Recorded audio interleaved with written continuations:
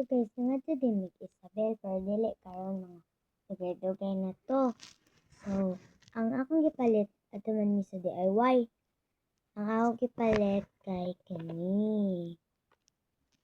Cute kayo siya guys. So, ablihan na to siya karon.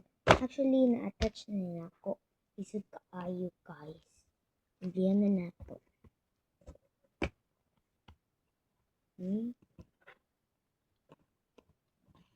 So, ato first makitaan kay ingani pa siya, which is yung covering. Nga na.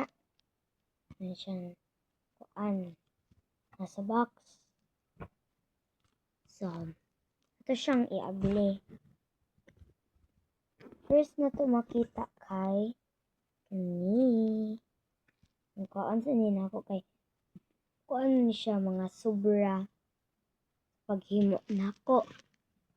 So, naatay purple rigdal. Ang papilit ani niya guys kay itawagan Velcro. Siya guys. Velcro na siya ang usakay ng adri. Natay purple. Sa likod ani guys kay mga gamit. So,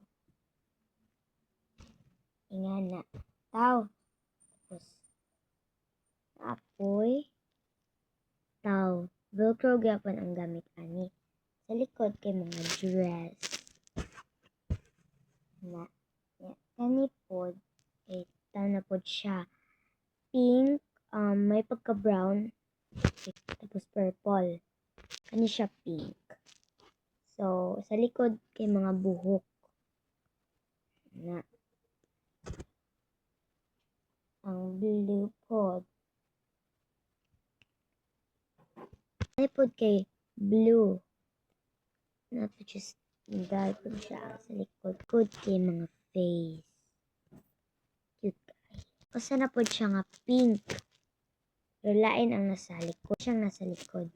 Buhok kay hapon pero red o purple na. Ano ito nasa sulod guys? Yan. Kana. O kana. So maghimo ako og part 2 kato magduwa na jud ko sa tanan ani. So, wait lang mo guys. Bye!